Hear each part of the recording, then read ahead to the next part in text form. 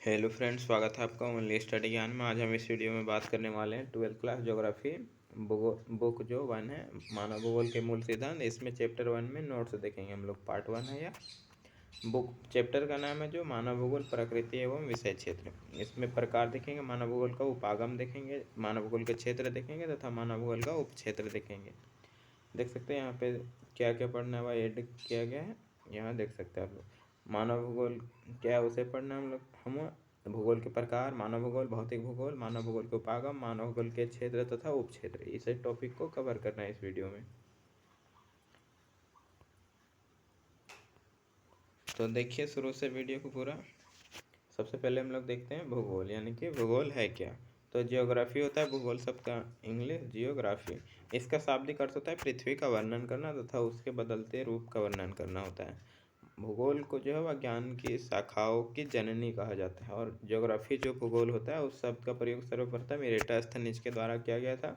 और भूगोल का पिता जो है वह हिकेटियस को कहा जाता है। आप लोग जानिएगा, भूगोल शब्द का प्रयोग इरेटस्थनीज ने किया था और भूगोल का पिता हिकेटियस को कहा जाता है। आधुनिक मानव भूगोल की अगर जना की बात की जाए तो अलेक्जेंडर वान हमबोल्ट को कहा जाता है। और इसका पुस्तक भी है एंथ्रोपो जियोग्राफी। पूछ सकता है एंथ्रोपो जियोग्राफी पुस्तक किसका है, तो अलेक्जेंडर वान हमबोल्ट का है। आप लोग याद रखिएगा।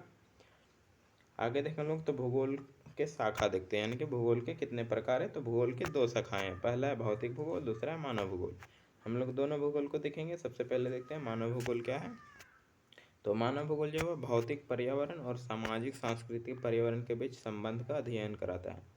यानी कि मानव भूगोल में क्या पढ़ते हैं, तो मानव की सारी गतिविधियों को जो मानव भूगोल में पढ़ा जाता है। जो मानव द्वारा जो एक दूसरे के पारस्परिक संपर्क के माध्यम से बनाया जाता है उसे ही मानव भूगोल के अंतर्गत अध्ययन किया जाता है। मानव भूगोल जो है मनुष्य तथा उसके पर्यावरण के पारस्परिक संबंध का बोध कराता है।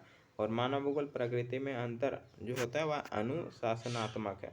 और सामाजिक विज्ञानों में भी अन्य जो है वह इसे विषयों का साथ विशाल संबंध होता है।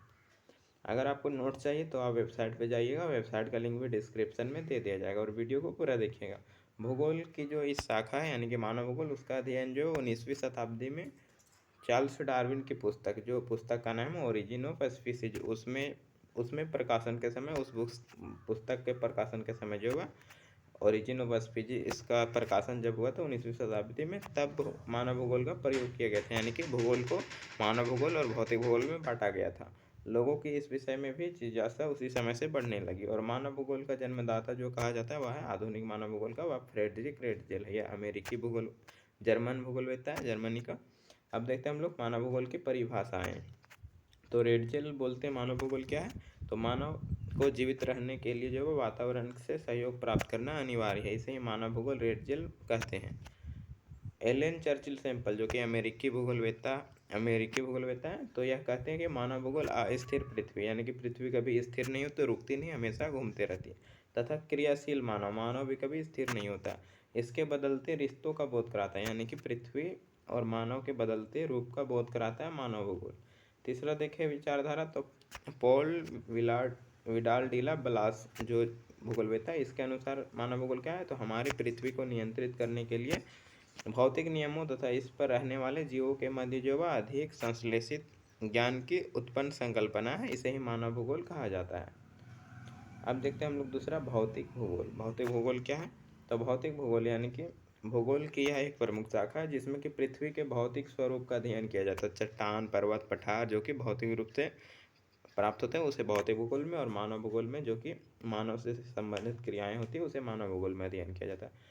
तो यह धरातल पर अलग अलग जगह पाई जाने वाली भौतिक परिघटना जैसे कि नदी, पर्वत, पठार आदि होते हैं, उसके वितरण की व्याख्या व अध्ययन करता है। और साथ ही भूविज्ञान, मौसम विज्ञान, जंतु विज्ञान और रसायन विज्ञान से यह जुड़े होते हैं। इसकी भी कई उपशाखाएं हैं जो कि विविध परिघटनाओं को विवेचना करती है। आप लोग 11 में पढ़ चुके हैं इसकी जो शाखाएं हैं, और मानव भूगोल और भौतिक भूगोल की शाखाएं, लेकिन इसमें हम लोग को मानव भूगोल के बारे में पढ़ना है। तो भौतिक भूगोल को हम लोग छोड़ देते हैं, मानव भूगोल को स्टार्ट करते हैं। तो देख सकते हैं मानव भूगोल के उपागम। इसके उपागम बहुत सारे देख सकते हैं। पहला अन्वेषण और वितरण, यह उपागम है। दूसरा प्रादेशिक विश्लेषण, तीसरा क्षेत्रीय विभेदन, चौथा स्थानिक संगठन, अगला है मानवतावादी, अमूलवादी और व्यवहारवादी विचारधाराओं का उदय। और एक और है यहाँ पे भूगोल में उत्तर आधुनिकवाद। तो यह इसके विचारधारा थे। अब हम लोग देखते हैं आगे मानव भूगोल के अगला है क्षेत्र और उपक्षेत्र। हम देखते हैं मानव भूगोल के क्षेत्र क्या है और उपक्षेत्र क्या है। तो मानव भूगोल के क्षेत्र और उपक्षेत्र जो पृथ्वी की सतह पर मानव जीवन के सभी तत्वों के हर पहलू की व्याख्या करता है मानव भूगोल का क्षेत्र।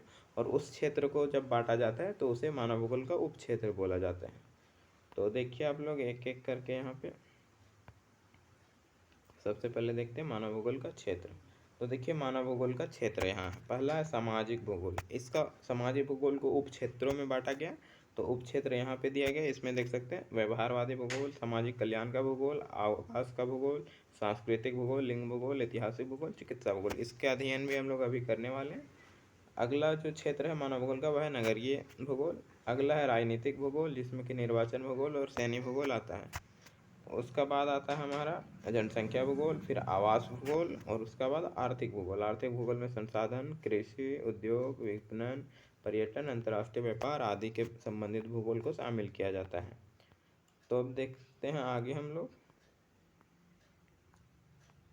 अगला मानव भूगोल के क्षेत्र और उपक्षेत्र अभी देख लिया। अब हम लोग देखते हैं इसका एक एक करके विश्लेषण। पहला सामाजिक भूगोल।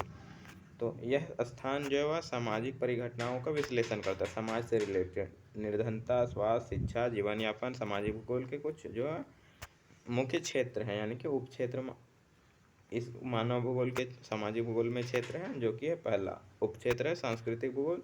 यह मानवीय संस्कृति की उत्पत्ति, संघटक और प्रभाव का चर्चा करता है। दूसरा ऐतिहासिक भूगोल, यह उपक्षेत्र है सामाजिक भूगोल का। इसमें भौगोलिक परिघटनाओं का स्थानिक व कालिक का अध्ययन ऐतिहासिक भूगोल के अंतर्गत ही किया जाता है। तीसरा सांस्कृतिक भूगोल, यह मानवीय संस्कृति की उत्पत्ति, संघटक और प्रभाव की चर्चा करता है। अब दूसरा देखें हम लोग तो नगरीय भूगोल है। यह जो मानव भूगोल की एक शाखा है आप लोग तो जानते हैं, जिसके अंतर्गत शहरों और नगरों का अध्ययन किया जाता है। शहरों नगरों की उत्पत्ति, उसकी स्थिति, कार्यात्मक प्रतिरूप, विकास आदि को ध्यान में रखकर अध्ययन किया जाता है। तीसरा है राजनीतिक भूगोल। तो इसमें यह स्थानिक संदर्भ में राजनीतिक परिघटनाओं का अध्ययन किया करता है। इसका मुख्य उद्देश्य जो होता है वह राजनीतिक व प्रशासनिक सैनिक से रिलेटेड प्रदेशों के उद्भव और रूपांतरण की व्याख्या करना होता है। चौथा है जनसंख्या भूगोल। तो इसमें जनसंख्या से रिलेटेड हो अध्ययन होगा। तो यह जनसंख्या के विविध पक्ष हो जैसे कि वितरण, जनसंख्या वितरण, घनत्व, संगठन, प्रजनन क्षमता, मृत्यु दर और प्रवास आदि का अध्ययन करता है। अब देखिए अगला तो है अधिवास भूगोल। अधिवास भूगोल क्या है? तो यह ग्रामीण या फिर नगरीय अधिवास के प्रकार का, वितरण का, प्रकारी का, पदानुक्रम और अधिवास व्यवस्था से संबंधित अन्य आधारों का जो अध्ययन करता है। इसमें भी उपक्षेत्र है, दो उपक्षेत्र है। पहला ग्रामीण भूगोल है तो जिसमें ग्रामीण बस्ती का अध्ययन किया जाता है और वह ग्रामीण अर्थव्यवस्था या फिर भूमि का अध्ययन किया जाता है, उसे ग्रामीण भूगोल कहेंगे। नगरीय भूगोल क्या है? तो इसके अंतर्गत नगरों की स्थिति, उनका विकास तथा विभिन्न प्रकार के क्षेत्रों का अध्ययन किया जाता है। तो यह नगरीय भूगोल के अंतर्गत शामिल होता है। अब छठा आता है मानव भूगोल का क्षेत्र आर्थिक भूगोल।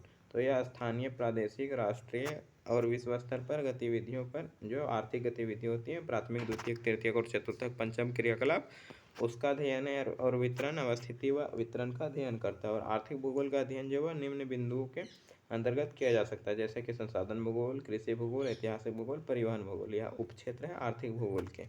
तो ये सारे अध्ययन किए जाते हैं आर्थिक भूगोल के अंतर्गत। अब आगे देखें हम लोग तो यह अगला पार्ट हम लोग देखेंगे अगले क्लास में। तो वीडियो अच्छा लगा लाइक कमेंट, चैनल को सब्सक्राइब कर लिया। नोट्स के लिए आप लोग वेबसाइट पर जाइएगा, लिंक डिस्क्रिप्शन में। और आप हमारे व्हाट्सएप ग्रुप में जुड़ सकते हैं या फिर टेलीग्राम चैनल पे जुड़ सकते हैं। धन्यवाद।